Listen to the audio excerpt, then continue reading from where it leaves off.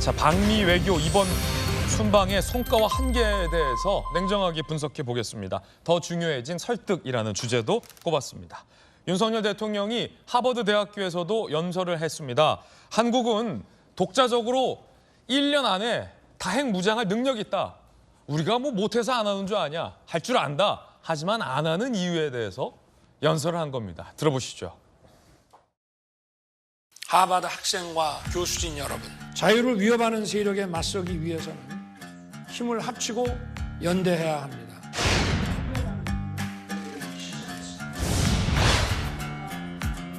대한민국은 핵 무장을 하겠다고 마음을 먹으면 빠른 시일 내에 심지어는 1년 이내에도 핵 무장을 할 수 있는 그런 기술 기반을 가지고 있습니다. 1953년에 재래식 무기를 기반으로 한 상호 방위 조약에서 이제 핵이 포함된 그런 한미 상호 방위 개념으로 업그레이드 될 수밖에 없는 그런 상황이라고 이해를 하시면 될 것 같습니다.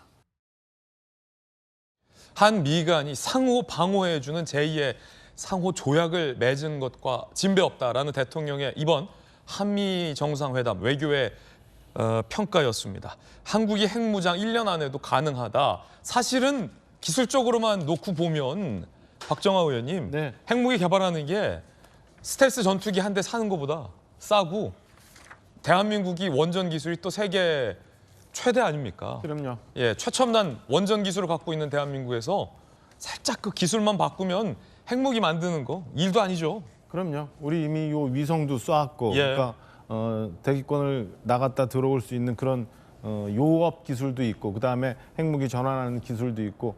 사실은 뭐 70년대 말부터 자체 핵무장 얘기 많이 나왔었잖아요. 네. 우리 기술적인 문제는 충분히 있습니다만 지금 국제사회 일원으로서 NPT 체제를 계속 유지를 하고 이런 상황에서 지금 북한과의 비대칭 전력, 그러니까 핵에 대해서 미국의 핵 자산을 전개하는 상황에서 NCS라고 하죠. 이번 방미에서 성과로 나온 그런 걸 통해 가지고 충분히 북한의 그 핵 위협을 대응할 수 있다는 내용적, 기술적 자신감까지 포함되는 그런 얘기 아니었나 싶습니다. 그러니까 예. 우리가 걱정하는 것처럼 북핵 위협에 속수무책으로 당하는 게 아니라 우리가 충분한 기술력을 가지고 있고 언제든지 핵무장을 할 수 있지만 그래도 책임 있는 국제사회 일원으로서 NPT 체제를 유지하면서 그래도 미국과 공조하에 북한의 핵 위협을 언제든지 막을 수 있다. 그리고 예. 자신 있게 국민들의 생명을 지킬 수 있다. 이런 자신감에서 나온 발언이었다고 저는 평가를 합니다. 우리가 핵무장을 뭐 할 줄 몰라서 안 하는 게 아니라 핵 확산을 막기 위한 국제사회의 어떤 약속을 지키는 차원이다. 대신 한미 간의 이번 순방을 통해서 핵 우산으로서의 핵 억지력은 증대됐다라고 평가를 한 겁니다. 윤 대통령의 이 말을 누가 제일 싫어할까요? 들어보시죠.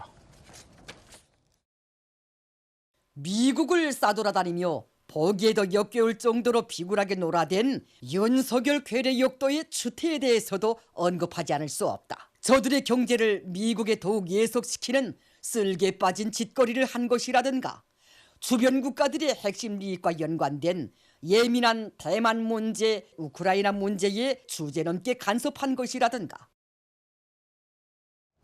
김수영 교수님, 북한이 어쨌든 좀 굉장히 좀 불편해하는 것 같아요. 들어보니까. 어떻게 보십니까? 그렇죠. 김여정이 뭐라고 했냐면 그 워싱턴 선언에 대해서 가장 적대적이고 침략적 행동 의지가 반영된 극악한 대조선 적대시 정책의 집약화된 산물이라고 했어요. 무슨 이렇게 또 악독한 말을 길게 합니까? 그러니까 워싱턴 선언의 성과에 대해서 국내에서도 여러 가지 갑론을박이 있잖아요. 예. 어떤 사람은 이게 굉장한 성과라고 얘기하고 어떤 사람은 이거 별거 아니다라고 얘기를 하는데 김여정의 저 발언만 봤을 때는 상당한 임팩트가 있는 거였다는 반증이 되는 거죠. 어쨌든 북한에서 이게 대조선 적대시 정책이 집약화된 산물이라고 했을 만큼 워싱턴 선언에 대해서는 위협적으로 느끼고 있다는 것을 예. 알 수가 있는 거죠. 그리고 일단 북한 같은 경우에 지금 도발을 하지 않을까 하는 우려들이 지금 얘기되고 있는 게 예전에도 그 개성 연락사무소가 폭파되기 직전에 김여정이 뭐라고 한마디 했고 실제로 그 한 3일 뒤에